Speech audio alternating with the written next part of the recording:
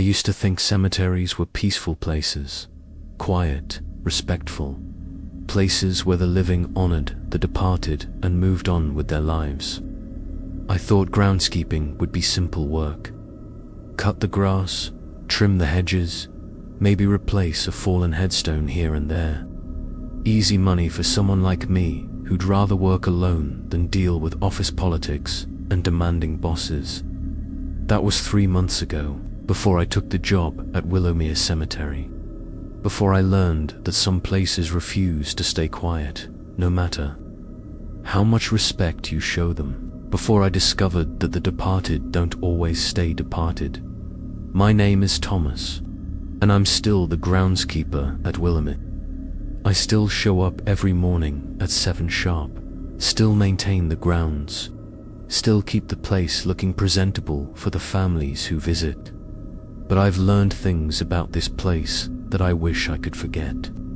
Things that make me check every headstone twice, count every grave marker, and always leave before sunset. The job posting was too good to be true. That should have been my first warning. Competitive pay, flexible hours, minimal supervision, all for maintaining a small cemetery outside of town. When I called about the position, Harold Grimsby, the cemetery caretaker, seemed almost desperate to hire someone. He barely asked about my experience, didn't request references, and offered me the job on the spot. I should have wondered why they needed someone so badly. I should have asked why the last groundskeeper quit. I should have noticed how Harold's voice got quiet when he mentioned the cemetery's history. But I was unemployed, behind on rent, and desperate enough to take any legitimate work that came my way. The cemetery seemed normal enough during my first visit. Willowmere covers about 15 acres, surrounded by thick woods that block most of the town's noise and lights. The oldest graves date back to the 1870s, weathered headstones with names worn smooth by time and rain. Newer sections spread out toward the eastern edge, where modern granite markers stand in neat rows. It's the kind of place where you'd expect to find peace, where families could visit their loved ones without distraction or disturbance. That was before I started keeping count. Before I realized that Willowmere Cemetery holds more secrets than bodies, and some of those secrets have been trying to claw their way to the surface for over a century. I still work here. I still maintain the grounds and keep everything looking proper. But I've learned that some jobs come with responsibilities you never signed up for, and once you know the truth about a place like Willowmere, you can't just walk away. Hey, I'm Thomas. Welcome to the Creepy Journal, where every story starts like a memory you wish you could forget. Before we continue, make sure you're subscribed and that notification bell is on. Trust me, you'll want to know when the next chapter of this nightmare gets uploaded. Hit that subscribe button now, because after tonight, you might not want to come back. Harold Grimsby met me at the cemetery gates on a Tuesday morning in early September. He was exactly what you'd expect from someone who'd spent decades working around the dead. Tall and thin, with silver hair and hands that looked like they'd dug more graves than he'd care to admit. He wore a dark suit that had seen better years and spoke in the kind of quiet voice you develop when you spend most of your time alone. The interview, if you could call it that, lasted maybe 10 minutes. Harold walked me through the main paths, pointing out the different sections and explaining the basic maintenance requirements. The older section needed more careful attention, he explained, because the headstones were fragile and the ground had settled unevenly over the decades. The newer areas were straightforward: mowing, edging, the occasional repair or replacement. What struck me as odd was how he kept checking his watch and glancing toward the tree line, like he was expecting someone or something to appear. When I asked about it, He just muttered something about keeping to a schedule and moved on to discussing my duties. The pay was generous. More than generous, actually. Harold offered 30% above what I'd expected, plus a maintenance budget for equipment and supplies. He handed me a set of keys, a detailed map of the cemetery layout, and a thick folder containing contact information for monument companies, landscaping suppliers, and local contractors. But it was what he didn't give me that started raising questions. There was no employee handbook, no formal contract, no discussion of benefits or vacation time. When I asked about previous groundskeepers, Harold's expression tightened. He said the last person had moved away suddenly, and didn't leave much in the way of records or recommendations. The strangest part was the map. It showed the cemetery divided into 8 sections, each marked with different colored boundaries and numbered plots. But as Harold walked me through the actual grounds, I noticed several areas that didn't match the map's layout. There were graves in spaces marked as empty, and empty spaces where the map indicated occupied plots.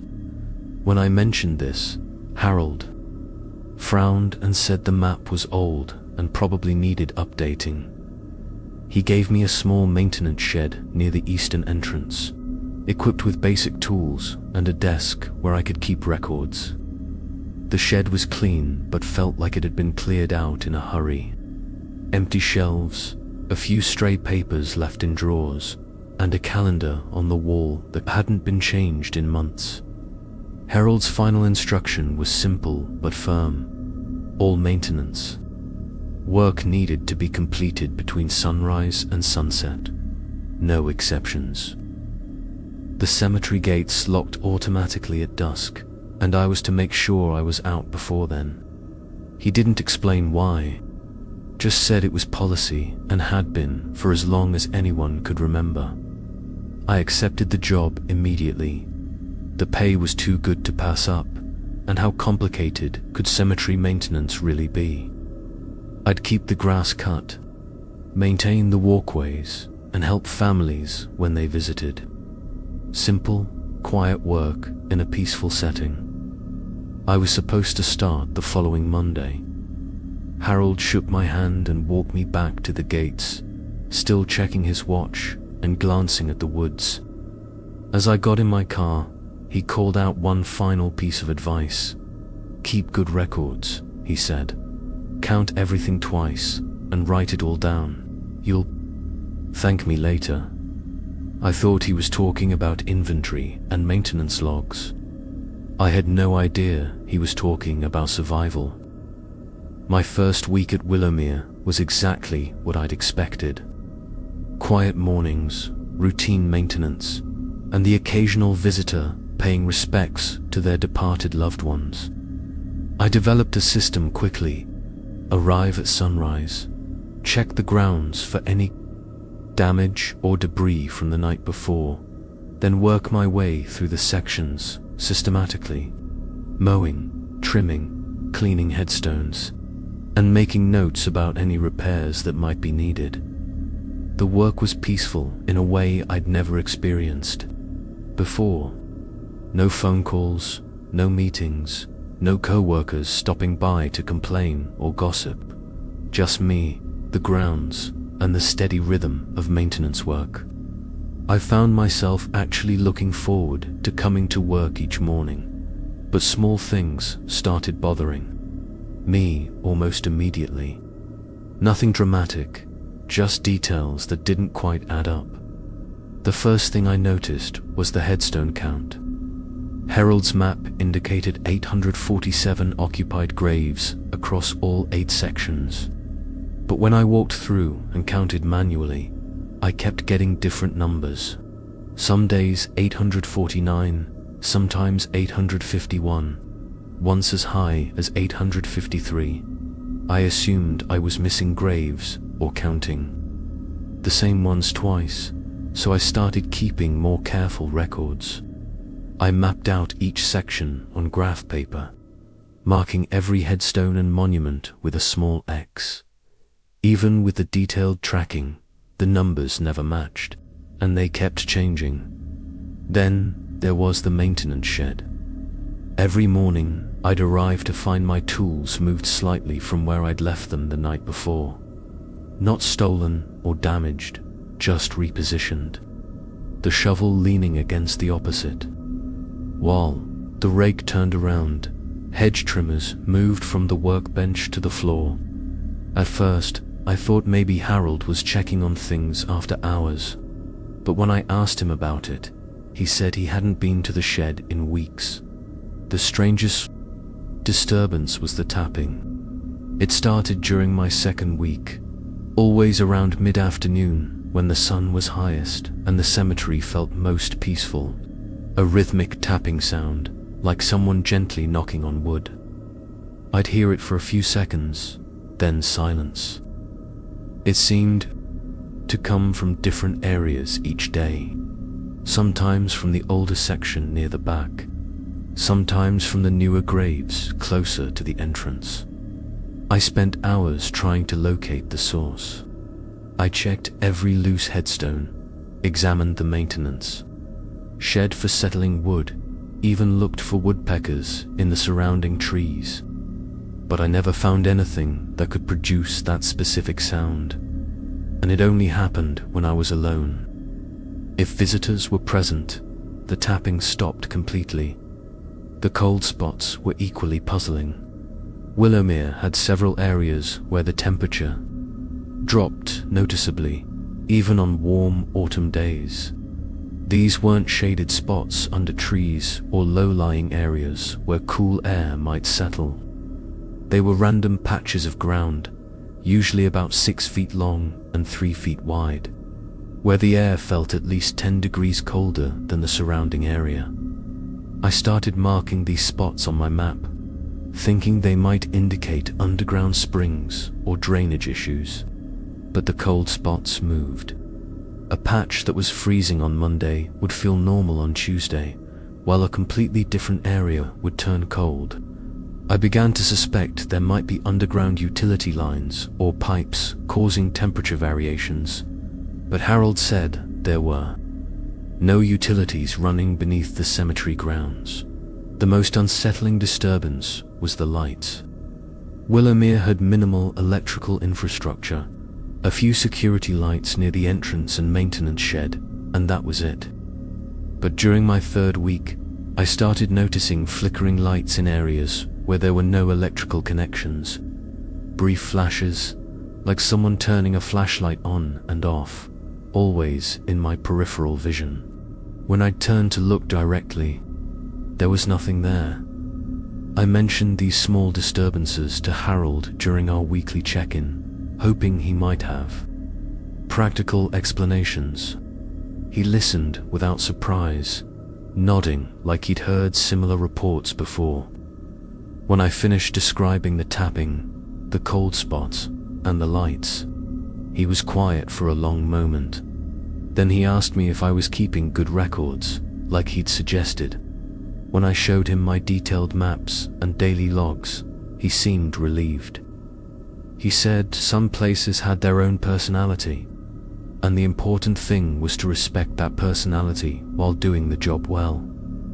I asked him what he meant by personality, but he just said I'd understand eventually. And he reminded me again about the sunset rule. No matter what happened, no matter what disturbances I noticed, I needed to be out of the cemetery before dark. By the end of my third week, I'd begun to accept that Willowmere was just an unusual place. Old cemeteries probably had their quirks, and these small disturbances weren't interfering with my ability to do the job. I was getting paid well for peaceful work, and if the trade-off was dealing with some unexplained sounds and temperature variations, that seemed reasonable enough. I had no idea that these small disturbances were just the beginning.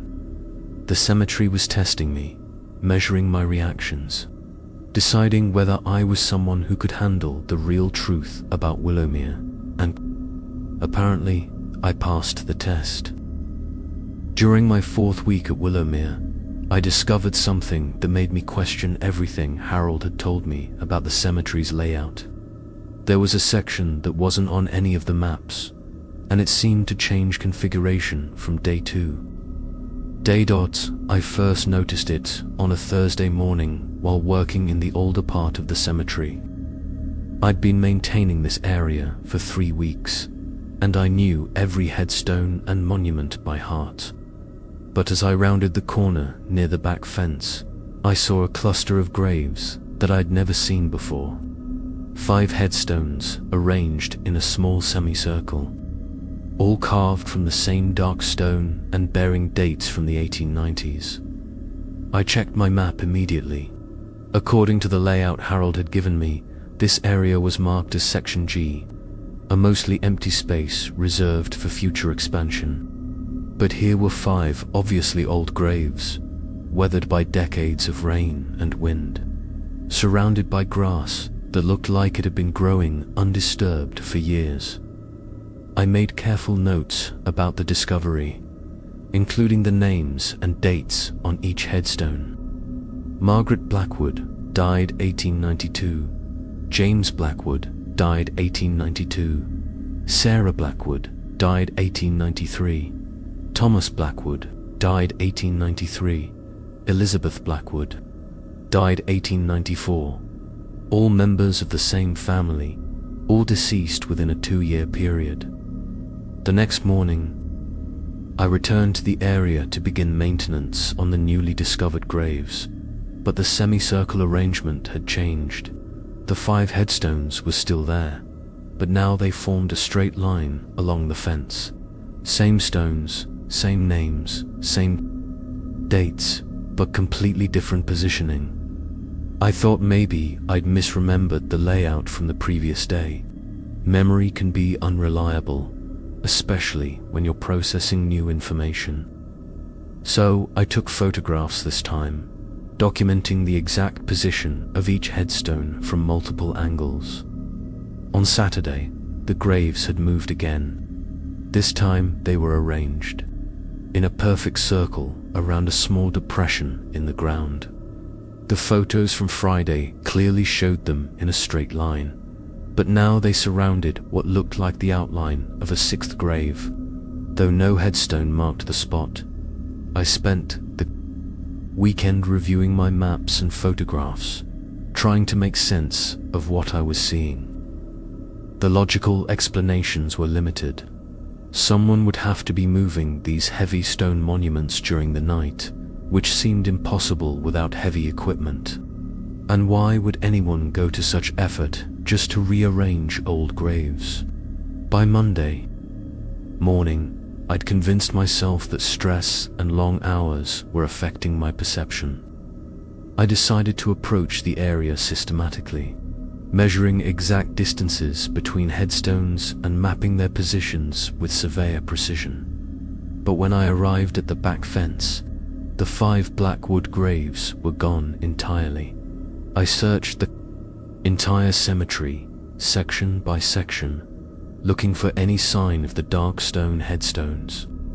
I found nothing. According to Harold's map, Section G remained empty space reserved for future expansion. The grass in the area showed no signs of recent disturbance. No depressions where heavy stones might have rested. No evidence that anything had ever been there. I called Harold immediately, describing what I'd seen and asking about the Blackwood family graves. There was a long pause before he answered, and when he did, his voice sounded strained. He said Willowmere had never buried anyone named Blackwood. He'd been the caretaker for 15 years, and before that his father had maintained the grounds. For 30 years, neither of them had ever seen headstones with those names. He suggested that I might be confusing Willowmere with another cemetery, possibly one I'd visited before starting this job, but I had the photographs. Clear, detailed images of 5 headstones bearing the Blackwood name, arranged in different configurations over 3 consecutive days. When I mentioned the photos, Harold asked me to bring them to our next meeting. He said sometimes old photographs turned up from previous caretakers, and they might help explain what I was seeing. Tuesday morning brought another shock. The Blackwood graves had returned, but now there were 6 headstones instead of 5.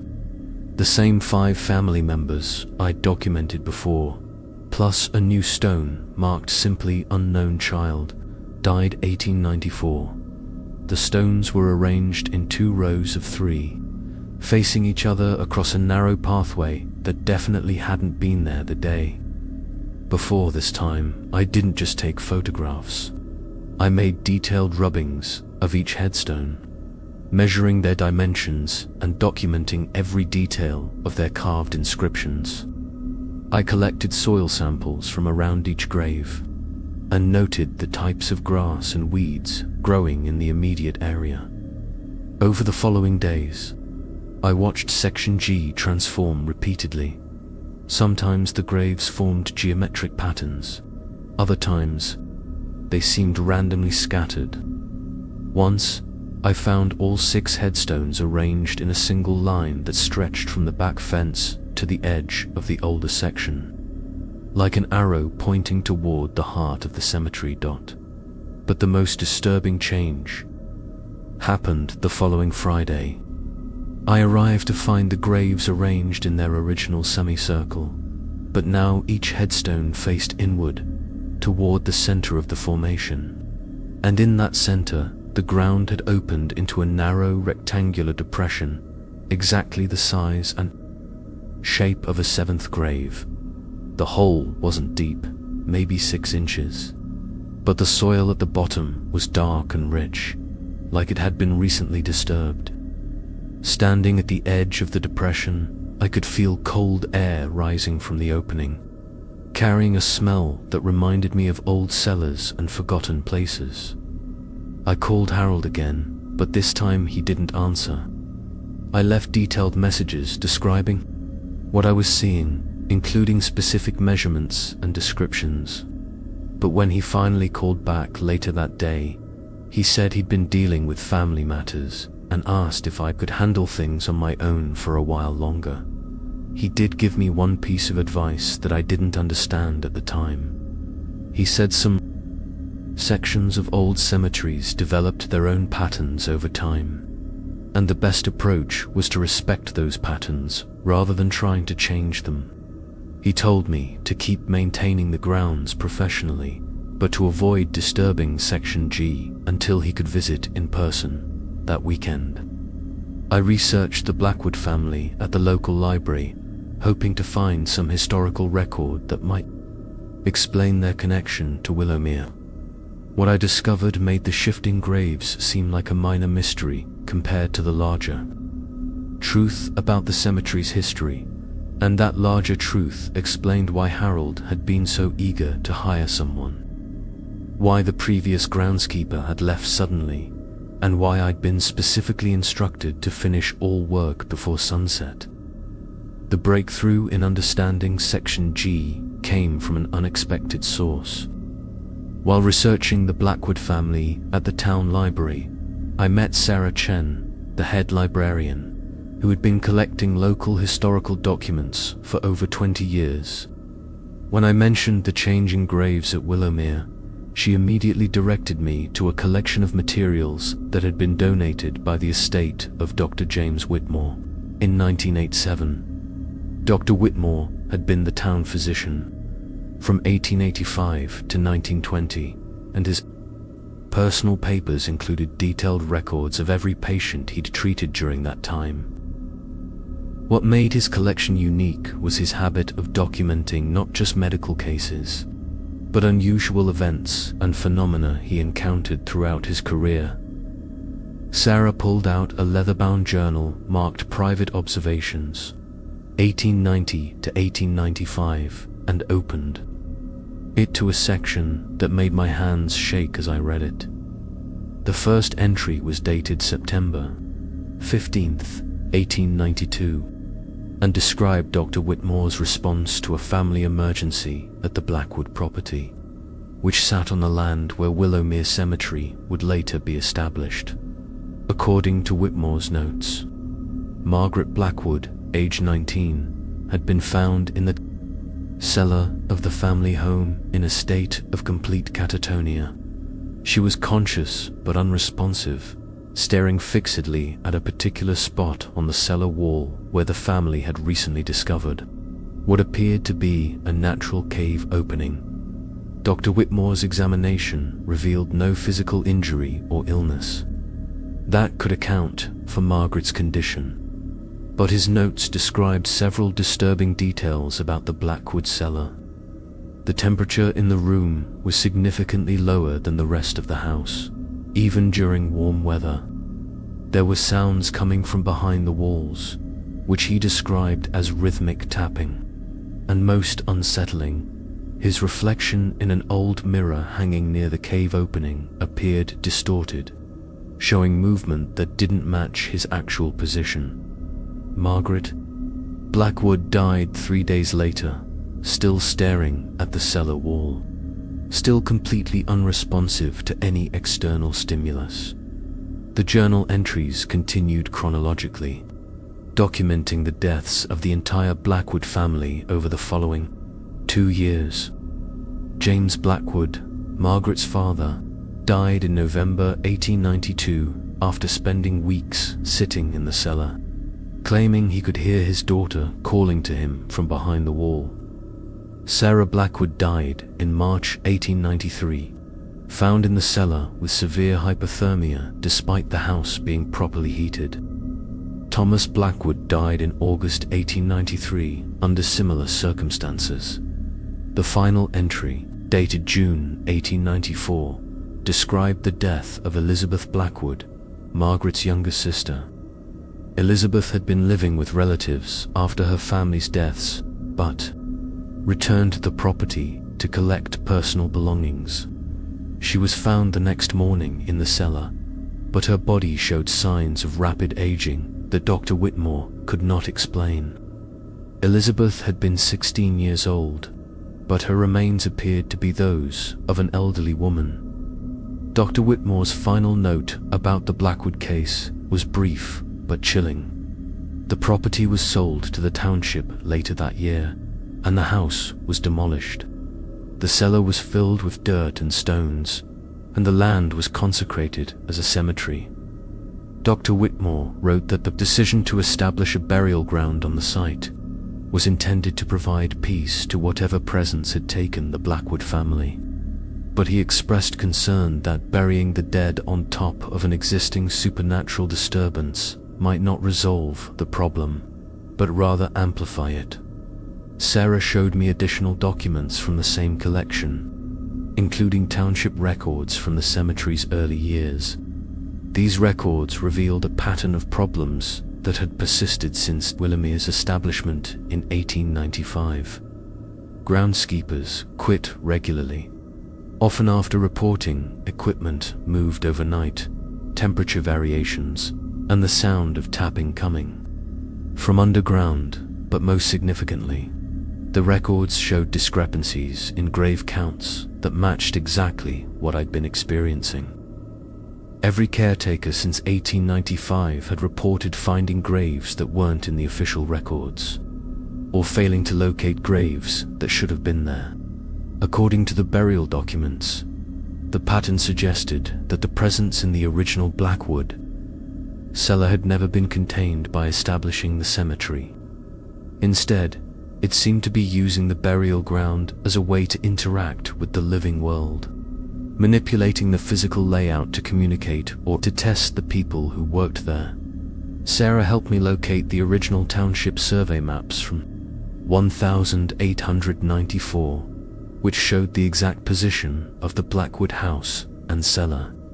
When I compared these historical maps to Herald's modern cemetery layout, I realized that Section G, where the shifting graves appeared, was built directly on top of the filled cellar. The next morning, I returned to Willowmere with a new understanding of what I was dealing with. Section G wasn't just a collection of graves that moved mysteriously. It was a supernatural phenomenon that had been trying to communicate for over a century, and I was the latest in a long line of people who had been selected to receive its message. When I arrived at the cemetery, the 6 Blackwood headstones were arranged in a perfect hexagon around the rectangular depression I'd found the previous week. But now the depression was deeper, at least 2 feet, and I could see the outline of stone walls at the bottom. The original Blackwood cellar was emerging from underneath Willowmere Cemetery, and after more than 100 years of waiting, it was finally ready to reveal what it had been trying to say.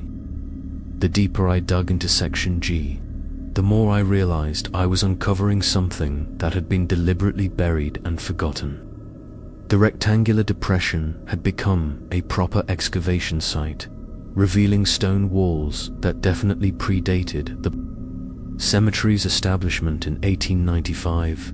These weren't foundation stones or modern construction materials. They were hand-cut limestone blocks, fitted together with the kind of precision that suggested the original Blackwood cellar had been built for a specific purpose. By my 6th week at Willowmere, I'd exposed about 4 feet of the original cellar walls.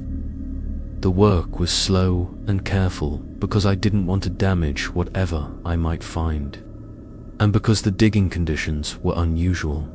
The soil temperature remained consistently cold despite the warm October weather, and there were sounds coming from deeper underground that I couldn't explain. The sounds started as vibrations I could feel through the shovel handle, rhythmic pulses like a heartbeat that seemed to originate from somewhere far below the exposed stone walls. But as I continued digging, the vibrations developed into something more recognizable. Breathing sounds, as if someone was sleeping just beneath my feet. I thought at first that I might be hearing water moving through underground pipes or natural drainage systems. But when I placed my ear close to the stone walls, the breathing sounds were too regular and too deliberate to be anything natural. They had the rhythm of human respiration, deep and slow, like someone in a very peaceful sleep. Then I started hearing the voice. It began as a whisper that I could barely distinguish from the wind, moving through the trees around the cemetery. But over several days, the whisper became clearer and more distinct. A child's voice, speaking words that seemed to come from directly beneath the stone floor of the exposed cellar.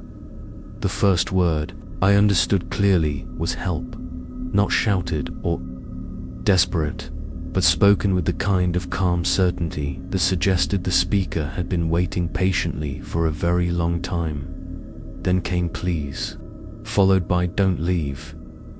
Always the same order, repeated at intervals throughout the day. Help, please, don't leave. Like a polite request from someone who had learned patience through long experience. The voice was definitely that of a young person. Probably a child, or teenager, female, I thought, though it was hard to be certain because the words seemed to echo up through layers of stone and earth. But what struck me most was the tone. Despite asking for help, the voice didn't sound frightened or distressed. It sounded hopeful, like someone who had finally found the right person to listen. I tried responding, speaking directly down toward the stone floor, but the voice never acknowledged my replies. It simply continued its patient requests. Help. Please, don't leave. By this point, I should have contacted Harold or stopped digging entirely. Any reasonable person would have recognized that they were dealing with something beyond normal cemetery maintenance. But the voice had a quality that made it impossible to ignore. It wasn't demanding or threatening. It was asking politely for assistance, and everything about the situation suggested that I might be the first person in over a century who was actually in a position to help. I also noticed that the other disturbances at Willowmere had stopped completely once the voice began speaking. No more tapping sounds. No more cold spots in random locations. No more flickering lights.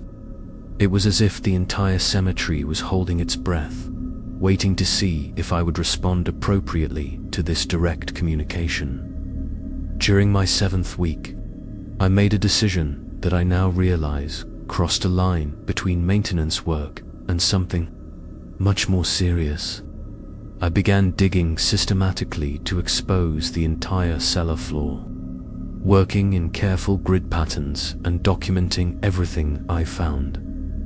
The stone floor revealed carving that had been invisible from above, symbols cut directly into the limestone, forming patterns that looked almost like text in an unfamiliar language.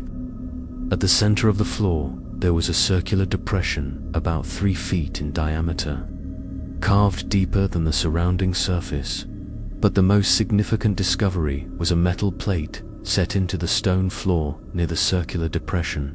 The plate was made of brass or bronze that had turned green with age, and it bore an inscription in clear English: Margaret Blackwood, 1873 to 1892, beloved daughter, faithful guardian, eternal watcher. This wasn't a grave marker in the traditional sense.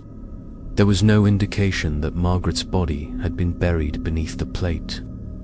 Instead, the inscription suggested that she was watching over something, fulfilling some kind of duty even after death. The voice became more active once I uncovered the metal plate. Instead of the simple 3-word requests, I began hearing longer phrases. Thank you for coming. I've been waiting so long. They tried to bury the truth, but truth doesn't stay buried. And most significantly, the others are coming back. They've been waiting too. I asked Sarah at the library to research any historical records about Margaret Blackwood specifically, hoping to understand what she might have been guarding in the family cellar. What Sarah discovered explained not just Margaret's role, but the real reason why Willowmere Cemetery had been established on this particular site. According to documents from the local Catholic Church, Margaret Blackwood had been what was known in the 1890s as a spiritual medium. But unlike the theatrical mediums who performed seances for entertainment, Margaret appeared to have genuine abilities to communicate with deceased individuals. Her reputation for accuracy and sincerity had attracted clients from several surrounding towns. The church records indicated that Margaret's abilities were considered legitimate enough to be concerning. Several letters from the parish priest described his attempts to convince the Blackwood family to end Margaret's mediumship activities, which he believed were dangerous to her spiritual well-being. But the most revealing document was a letter Margaret herself had written to the priest in August 1892, just a few weeks before her death. In the letter, she described discovering something in the family cellar that was not meant for the living world. She wrote that she was using her abilities to maintain a barrier between this presence and the town above, but that the effort was exhausting her. Margaret's final letter to the priest contained a request that would prove prophetic. She asked that if anything happened to her family, the property should be consecrated as a cemetery. She believed that the prayers and peaceful intentions associated with a burial ground would help strengthen the barrier she was trying to maintain. The township had followed Margaret's request exactly, establishing Willowmere Cemetery on the Blackwood property in 1895. But based on the continuing disturbances over the past century, it seemed clear that Margaret's spiritual barrier had weakened over time. And now, through me, she was trying to re-establish the protection she'd been providing. When she died, the voice confirmed this theory during my 8th week at the cemetery. Instead of simple requests for help, Margaret began explaining what she needed me to do. "The barrier is failing," she said, her words rising clearly from beneath the brass plate. "They're trying to return, and I can't hold them alone anymore. "You have to help me seal this properly. You have to help me finish what I started." I was no longer just a groundskeeper at Willowmere Cemetery. I was the first person in over 100 years who had been able to hear Margaret Blackwood's voice, and she needed my help to prevent something from escaping the sealed cellar, something that had been trying to claw its way back to the surface for more than a century.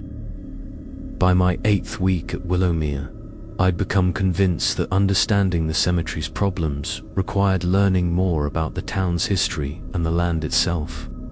Margaret Blackwood's voice had mentioned others trying to return, and I needed to know who these others were and why they posed a threat worth containing for over a century.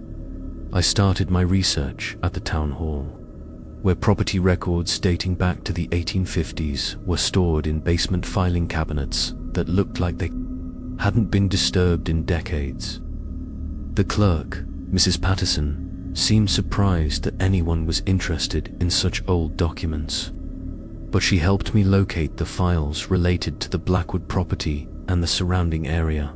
What I found painted a much darker picture of the land's history than I'd expected.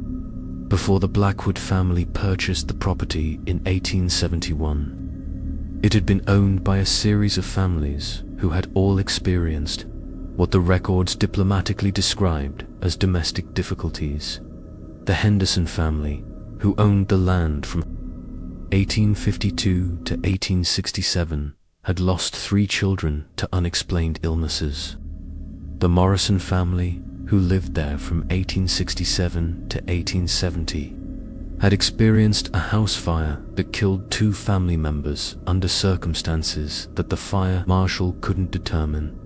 But the most disturbing records dated back to the original European settlement of the area in the 1840s. According to territorial surveys, the land where Willowmere now sits had been avoided by both the local Native American tribe and the earliest European settlers.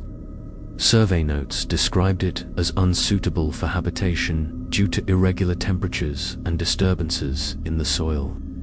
Mrs.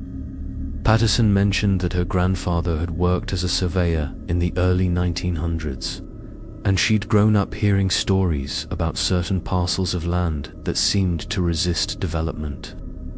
The Blackwood property, she said, had always been considered unlucky by longtime residents, even after it became a cemetery. I asked her if anyone in town remembered the original Blackwood family, and she directed me to Pete Martinez, who owned the diner on Main Street. Pete's great-grandmother had worked as a housemaid for various families in the area during the 1890s, and family stories had been passed down through several generations. Pete was initially reluctant to discuss the Blackwoods, but when I explained that I was the cemetery groundskeeper trying to understand some maintenance issues, he became more forthcoming. According to his family's oral history, Margaret Blackwood had been known throughout the area as someone who could communicate with the deceased, but her reputation was mixed. While some families credited Margaret with helping them find peace after losing loved ones, others blamed her for attracting what Pete's great-grandmother had called the wrong kind of spirits. The family stories described Margaret as having started with good intentions, using her abilities to help grieving families, but something had changed during her final months. Pete's great-grandmother had described visiting the Blackwood house in early 1892 and finding Margaret in the cellar, speaking to empty corners in voices that didn't sound like her own. She had told other housemaids in the area that Margaret was no longer communicating with peaceful spirits, but was instead serving as a conduit for something much darker. The most disturbing detail Pete shared was his great-grandmother's description of the cellar itself. She said the room felt backwards, like reflections in mirrors showed movement that didn't match what was actually happening. Temperature changes occurred without cause, and sounds seemed to come from inside the walls rather than from any identifiable source. But what convinced me that I was dealing with something genuinely dangerous was Pete's final piece of family lore. According to his great-grandmother, Margaret had confided in her just weeks before her death that she was no longer trying to communicate with spirits. Instead, she was trying to prevent something from using her abilities to communicate with the living world. Margaret had described her role as serving as a barrier between this presence and the town. She was using her spiritual sensitivity not to enable communication, but to block it. The effort, according to Pete's family story, was killing her slowly. After leaving the diner, I drove through the neighborhoods surrounding Willowmere, looking for long-time residents who might remember stories about the cemetery's early years. Most of the people I spoke with had only moved to the area within the past few decades, but I eventually found Mrs. Eleanor Hartwell, an 87-year-old woman whose family had lived in the town for 4 generations. Mrs. Hartwell invited me into her living room, which was filled with photographs and documents spanning nearly a century of local history. When I mentioned that I was working at Willowmere and researching the Blackwood family, her expression became serious. She told me that her grandmother had been present at Margaret Blackwood's funeral in 1892 and had described it as the most unsettling burial she'd ever attended. According to Mrs. Hartwell's grandmother, Margaret's body had shown no signs of decomposition despite having been dead for several days. Her skin remained warm to the touch, and her expression looked more like peaceful sleep than death. But the most disturbing detail was what happened during the burial service itself. Mrs. Hartwell's grandmother had described hearing tapping sounds coming from inside Margaret's coffin throughout the entire ceremony. Not frantic scratching like someone trying to escape, but rhythmic tapping like someone sending a coded message. The cemetery workers had heard the tapping too, but the family had insisted on proceeding with the burial as planned. Margaret was interred in the town cemetery, not on the family property, because her parents believed that moving her away from the house might finally give her peace. Mrs. Hartwell then shared information that made everything else fall into place. She said that problems at the town cemetery had begun immediately after Margaret's burial. Other graves in the same section began sinking into the ground overnight. Headstones moved from their original positions, and several families reported that their deceased relatives had begun appearing in dreams, warning them to stay away from Margaret Blackwood's grave. Within 2 years, the entire section of the town cemetery around Margaret's grave had to be abandoned. The graves were relocated to other parts of the cemetery, and the area was left empty. But according to Mrs. Hartwell, Margaret's grave couldn't be moved because her coffin had somehow become fused with the surrounding earth. This explained why Margaret's voice was now coming from beneath Willowmere Cemetery rather than from her official burial site in town. Somehow, her spiritual presence had returned to the family property, to the cellar where she'd made her final stand against whatever she'd been trying to contain. Mrs. Hartwell's final piece of information was both a warning and a clue about what I was really dealing with. She said her family had always believed that the Blackwood property was a thin place, where the boundary between the living world and whatever lay beyond was naturally weak. Margaret's mediumship abilities had been a result of this natural weakness, but they had also made the weak spot stronger and more dangerous. According to 4 generations of local oral history, something had been trying to use the thin place to cross over into the living world. Margaret had discovered this during her mediumship work and had spent her final months using her abilities to reinforce the natural boundary. Her death hadn't ended her protective work. It had made her a permanent guardian of the barrier, but Mrs. Hartwell warned me that barriers maintained by spiritual energy rather than physical means required regular reinforcement. Margaret's protection had been weakening over the decades, and the increasing disturbances at Willowmere suggested that whatever she'd been holding back was getting stronger. As I drove back to the cemetery that evening, I finally understood why Harold had been so eager to hire someone, and why previous groundskeepers had quit so suddenly. Willowmere Cemetery wasn't just experiencing supernatural disturbances. It was the site of a supernatural containment system that had been operating for over a century, and that system was beginning to fail. Margaret Blackwood needed help maintaining the barrier she died protecting, and as the current groundskeeper, I was the only person in a position to provide that help. The question was whether I had the courage to finish what she'd started, or whether I'd become another in the long line of people who had walked away when the truth became too frightening to face. My research into the Blackwood family had revealed the basic outline of what had happened at Willowmere, but I needed more specific information about how Margaret had maintained her spiritual barrier and what exactly she'd been containing. The answer came from an unexpected source, a collection of personal documents that had been stored in the cemetery's maintenance shed for decades. While cleaning out the shed during my 9th week, I discovered a metal filing cabinet hidden behind old equipment and supplies. The cabinet wasn't locked, but it was clear that it hadn't been opened in years.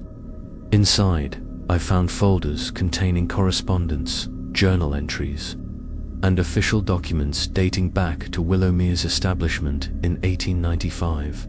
The most significant discovery was Margaret Blackwood's personal journal, covering the period from January 1892 until just days before her death in September of that year. The journal had apparently been found in the cellar after her death and had been passed from one cemetery caretaker to the next as a record of the site's supernatural history. Margaret's early entries described her growing awareness that her mediumship work had attracted something dangerous. In February 1892, she wrote, "The voices I hear now are different from those I've helped before. These are not souls seeking peace or trying to communicate love to their families. These are predators, and they've learned to mimic the voices of the peaceful dead." By April 1892, Margaret had stopped conducting seances for clients and was focusing entirely on what she called defensive work. Her journal entries from this period described developing techniques to block spiritual communication rather than enable it. She wrote about creating protective symbols, learning specific prayers and incantations, and most importantly, using her own spiritual energy to reinforce what she called the natural wall. Margaret's description of the natural wall provided crucial insight into the Blackwood property's unique characteristics. According to her journal, the land itself had properties that normally prevented crossing between the spiritual and physical realms. But her mediumship work had weakened this natural protection by creating regular openings for communication. In her May 1892 entries, Margaret wrote, "I understand now that some places are barriers for good reason. The wall here wasn't meant to keep spirits from reaching us. It was meant to keep us from reaching them. And in my foolishness, I've been tearing holes in something that was protecting us all." But the most chilling entries came from Margaret's final months, when she realized that the presence she'd accidentally contacted was actively trying to escape containment. Her July 1892 entry read, "It knows that I'm the weak point now. It speaks to me constantly, promising power and knowledge if I'll just open the wall completely. But I've seen what lies beyond, and power from that source comes at a price no living person should pay." Margaret's journal described the presence as something that had once been human but had been changed by prolonged contact with what she termed the spaces between worlds. She wrote that it retained human intelligence and desires, but was no longer bound by human limitations or morality. It wanted to return to the physical realm and was willing to destroy anyone who stood in its way. The journal's final entries, written in August and September 1892, outlined Margaret's plan for permanent containment. She had realized that her death wouldn't end the threat, because the presence could potentially influence other sensitive individuals. Instead, she planned to use her own spiritual energy to create what she called a permanent seal, anchoring her soul to the barrier so that it could never weaken beyond repair.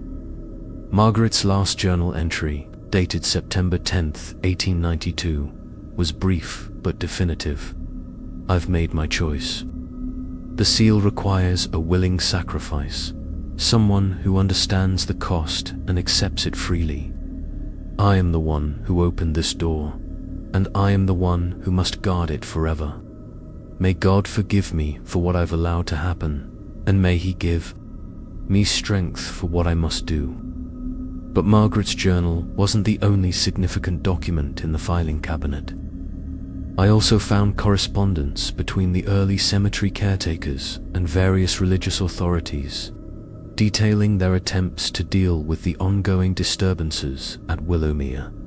A letter from Father Michael O'Brien, dated 1897, described his attempts to consecrate the cemetery grounds more thoroughly after reports of supernatural activity.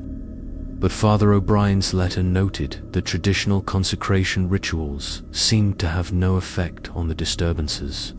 He wrote, "It is my belief that Miss Blackwood's sacrifice has created a situation that exists outside normal spiritual authority. Her protection is effective, but it operates according to rules that I do not fully understand." The most revealing correspondence came from Dr. James Whitmore, whose medical journal I'd already studied at the library. In a series of letters written between 1895 and 1900, Dr. Whitmore described his ongoing research into what he called the Blackwood phenomenon. Dr. Whitmore had interviewed every cemetery worker and visitor who reported unusual experiences at Willowmere, looking for patterns that might explain the continuing disturbances. His letters described consistent reports of temperature changes, unexplained sounds, and most significantly, dreams experienced by people who spent significant time on the cemetery grounds.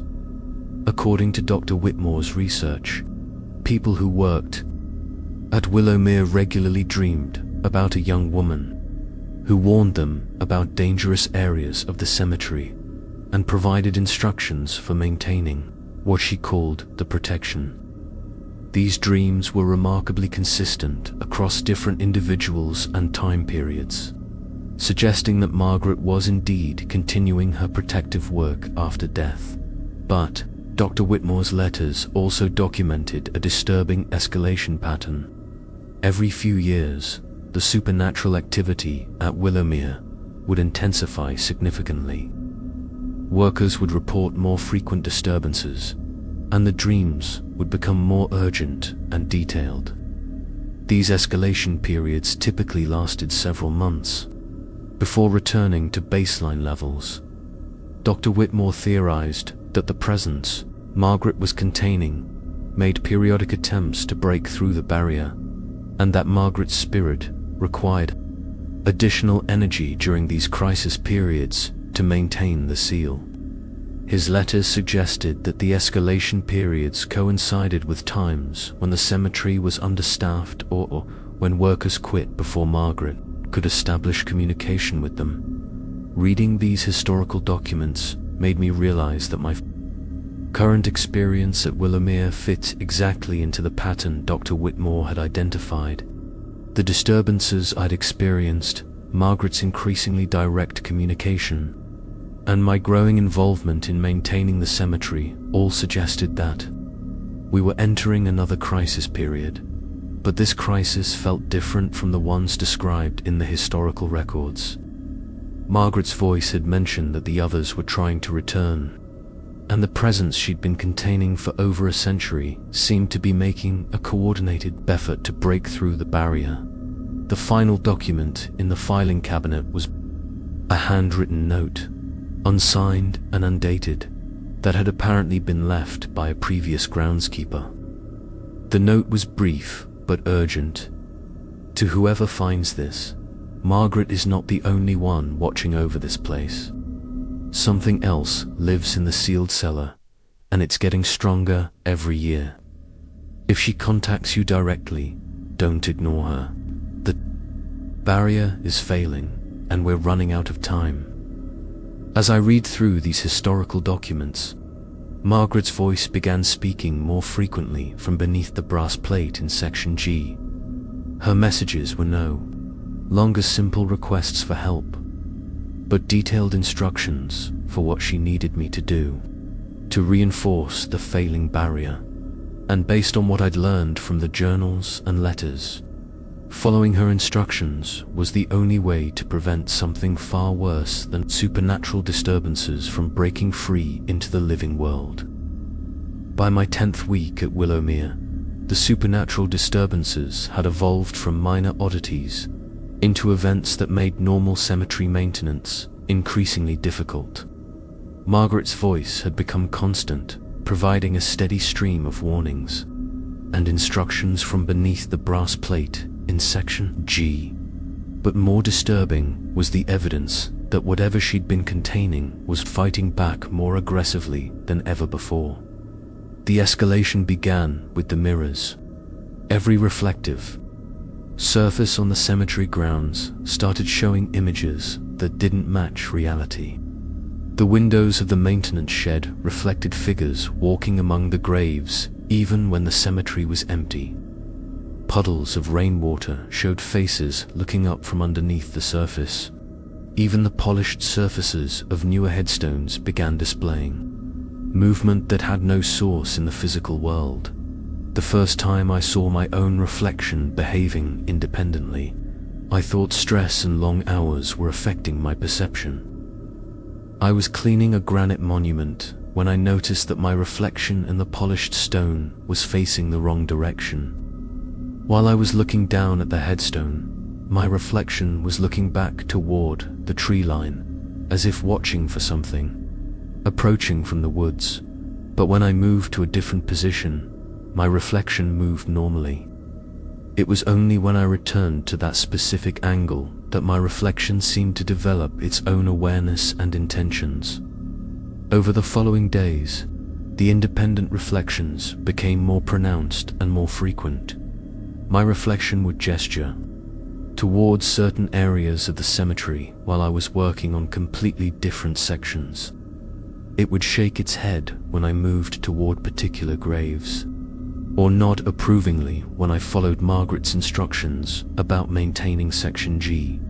But the most disturbing reflection incident occurred during my 11th week, when I saw my reflection mouth words that I wasn't speaking. Looking into a puddle near the oldest section of the cemetery, I watched my reflection clearly say, "Get out while you can," while I remained completely silent. The night disturbances escalated at the same time. Although I always left the cemetery before sunset, as Harold had instructed, I began experiencing problems at home that seemed directly connected to my work at Willowmere. I would wake in the middle of the night to the sound of tapping coming from inside my apartment walls. The same rhythmic tapping I'd first heard during my early weeks at the cemetery. But now it was following me home. My dreams became increasingly vivid and specific. I would dream about walking through Section G and finding the exposed cellar filled with people I'd never seen before, all of them speaking at once in voices that blended into an incomprehensible chorus. But among the chaos, I could always hear Margaret's voice clearly, providing instructions that I remembered perfectly when I woke up. The dream instructions were consistently practical and specific. Margaret would tell me exactly which tools to bring to the cemetery the next day, which sections needed the most attention, and most importantly, what preparations I needed to make to strengthen what she called the anchor points. Following Margaret's dream instructions led to the discovery of additional supernatural infrastructure that had been hidden throughout Willowmere for over a century. At specific locations she identified, I found brass plates similar to the one marking her position in Section G. These plates were buried just beneath the surface soil at strategic points around the cemetery's perimeter, forming what appeared to be a containment circle. Each plate bore the same green patina as Margaret's marker, but instead of names and dates, they were inscribed with symbols that matched the carvings I'd found on the cellar floor.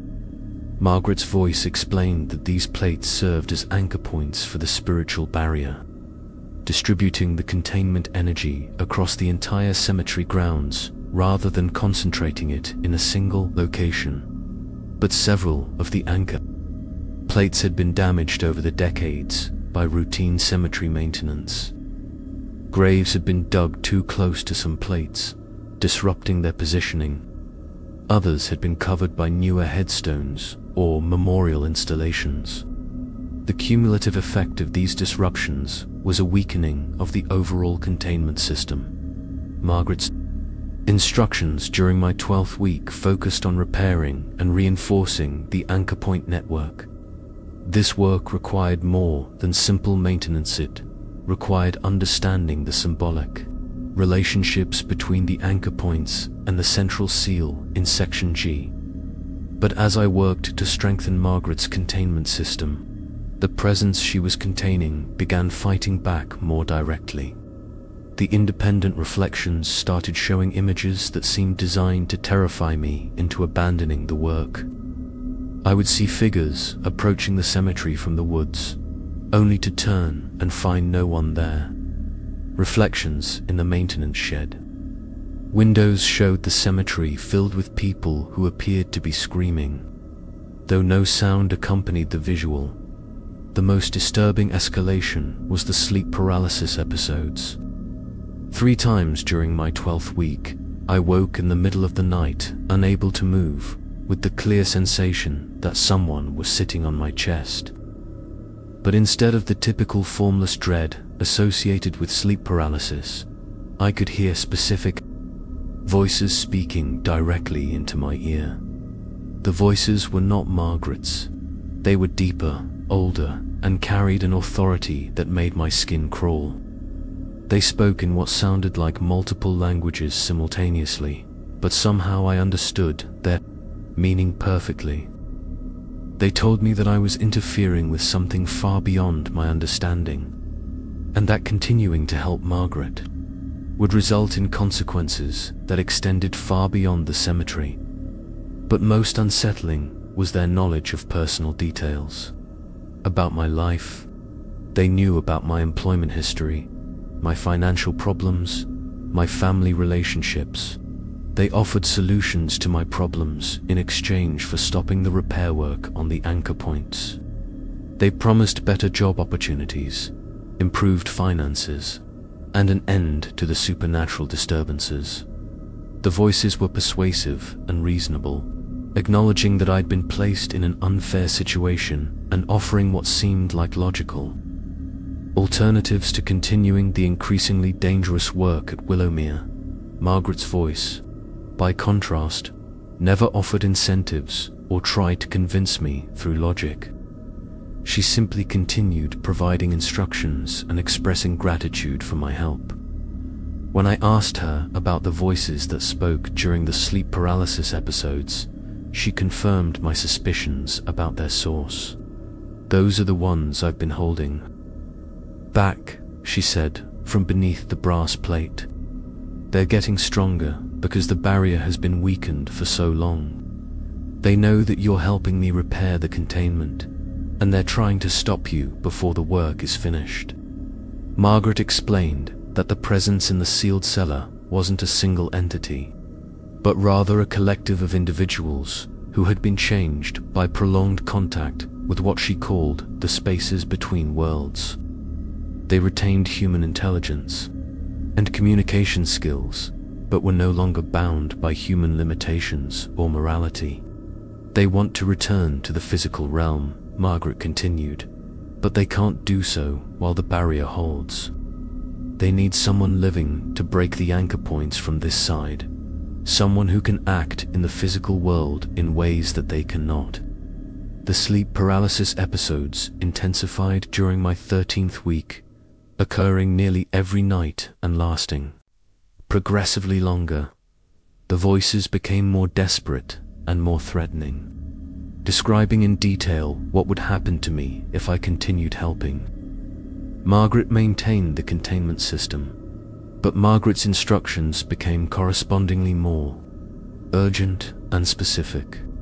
She guided me through a complex process of not just repairing the existing anchor points, but creating additional reinforcements that would strengthen the barrier beyond its original capabilities. The work required materials and techniques that went far beyond normal cemetery maintenance. I had to acquire specific types of metal, particular kinds of stone, and even organic materials that had to be gathered at specific times of day. But most challenging was Margaret's instruction that the final reinforcement of the barrier required what she called a willing anchor, someone living who would consciously and permanently link their life force to the containment system. As I realized what Margaret was asking me to do, the voices during my sleep paralysis episodes became almost triumphant. They knew that very few people would be willing to sacrifice their normal life to maintain a supernatural prison, regardless of how necessary that prison might be for protecting others. But they had underestimated both Margaret's persuasive abilities and my growing understanding of what would happen if the barrier failed completely.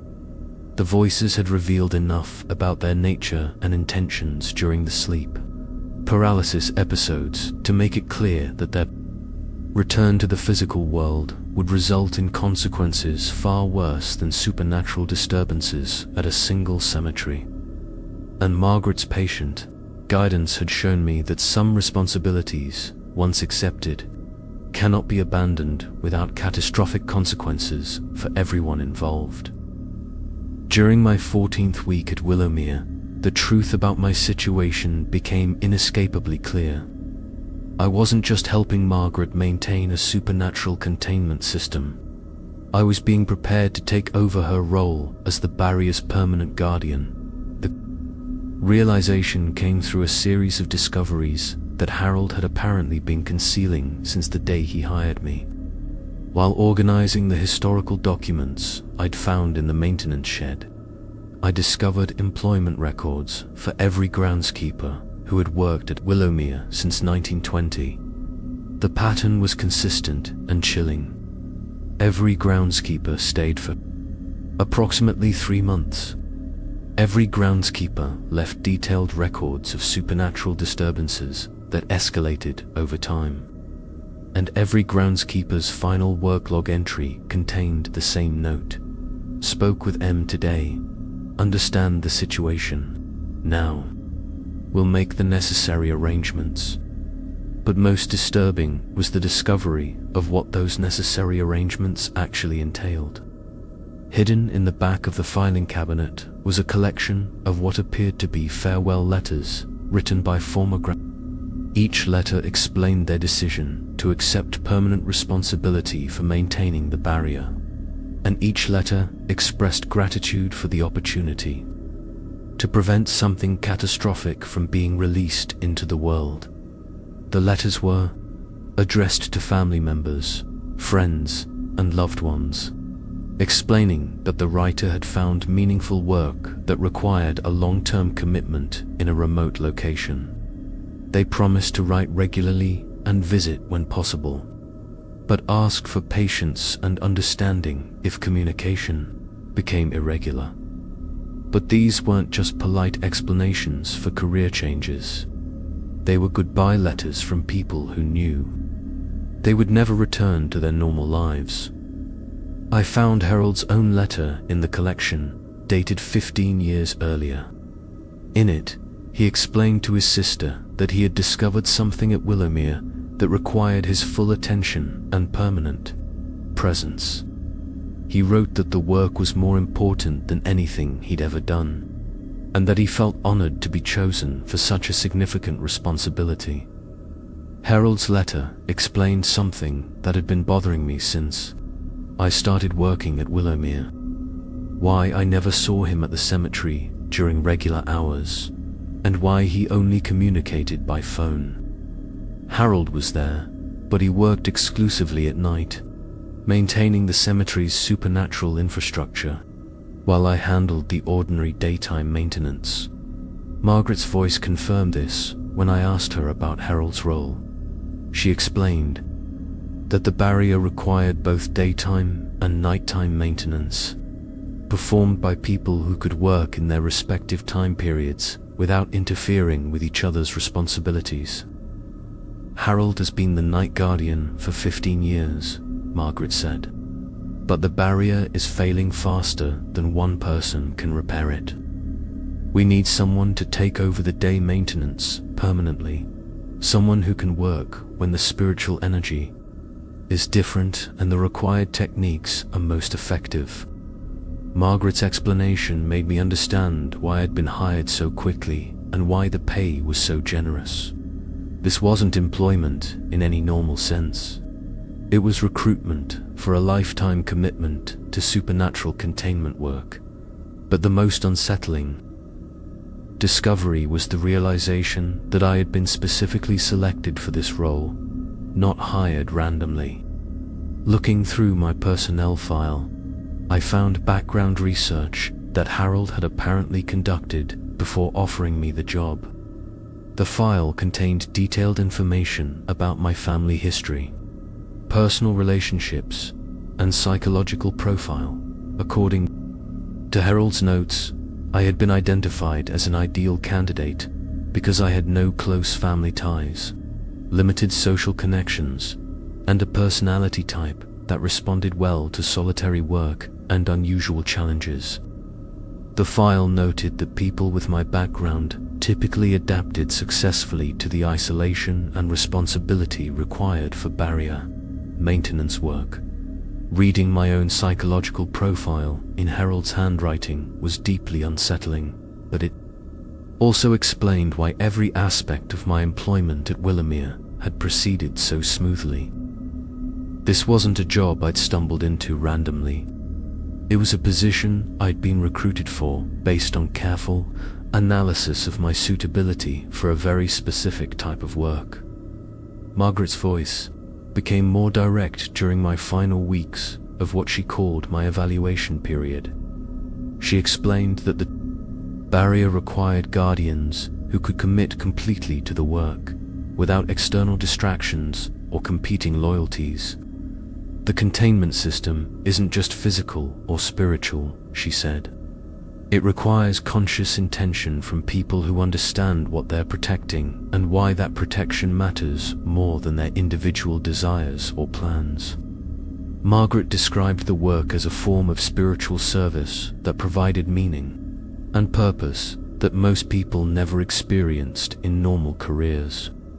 She spoke about the satisfaction of knowing that your daily work prevents genuine evil from affecting innocent people, and the deep peace that comes from accepting a role that connects you directly to something larger than yourself. But she was also completely honest about the costs.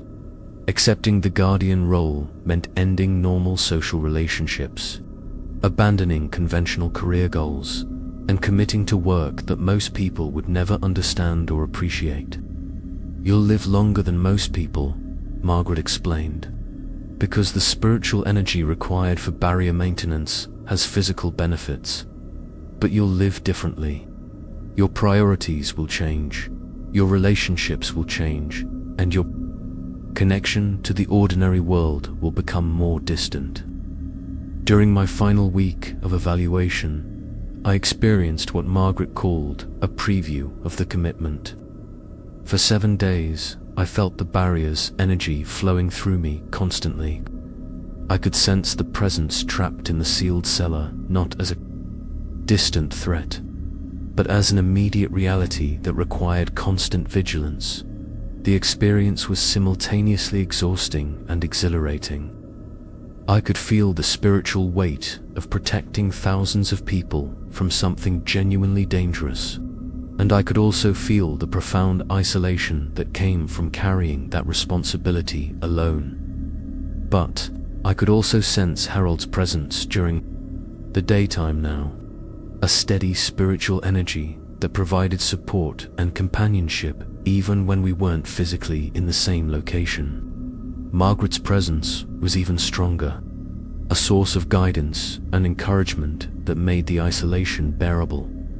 On the final day of my evaluation period, Margaret asked me directly whether I was willing to accept permanent responsibility for day maintenance of the barrier. She explained that I could still decline and return to ordinary employment, but that doing so would leave the containment system dangerously undermanned.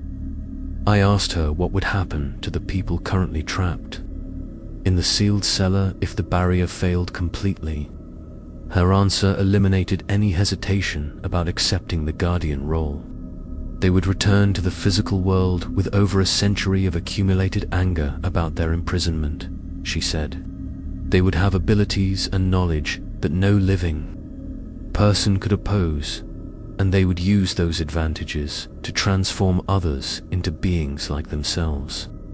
Margaret paused before continuing. Within a decade, there would be no distinction between the living and the dead, because death would no longer mean the same thing. Everyone would exist in the spaces between worlds, and the physical realm would become something unrecognizable.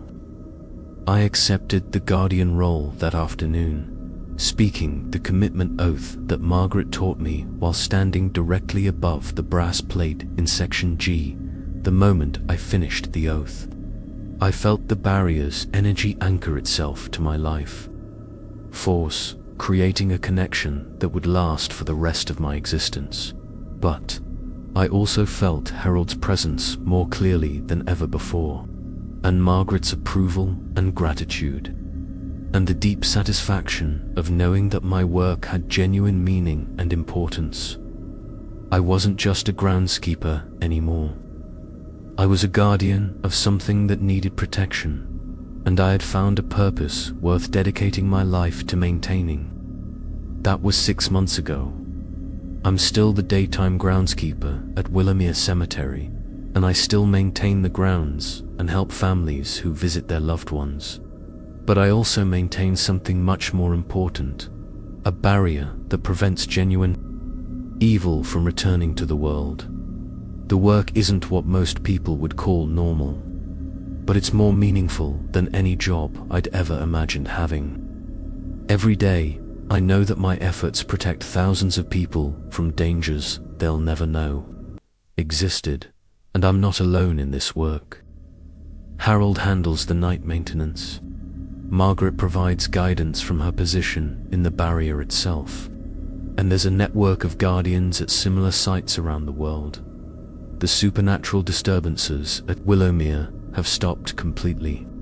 Now that the barrier is properly maintained, visitors experience the peace and quiet they expect from a cemetery, and families can honor their departed loved ones without supernatural interference. But I still keep detailed records of everything that happens at the cemetery, and I still count the graves regularly. Not because the numbers change anymore, but because vigilance is part of the guardian responsibility. Some threats require constant attention, and some duties cannot be delegated or forgotten. If you're still listening to this story, maybe you understand why some jobs are more than just employment. Maybe you recognize that there are responsibilities in this world that go beyond normal career expectations. And maybe you're someone who could handle the isolation and commitment that guardian work requires. The network of guardians is always looking for suitable candidates, people who can handle the truth about what exists in the spaces between worlds and what it takes to keep those spaces properly sealed. Thanks for listening to the Creepy Journal. If this story affected you differently than other horror stories you've heard, if it felt more like a recruitment presentation than entertainment, then maybe you should pay attention to that feeling. Subscribe to the Creepy Journal for stories that aren't just fictional entertainment. Some truths are too important to disguise as fantasy, and some jobs are too necessary to advertise through normal employment channels. And if you're ever driving through a small town and see a cemetery, that's hiring groundskeepers at unusually generous wages. Remember what you learned here tonight. Some opportunities are more than they appear to be, and some work changes your life in ways you never expected. Thanks for spending this time with us. Sleep well, and remember to keep count of the things that matter.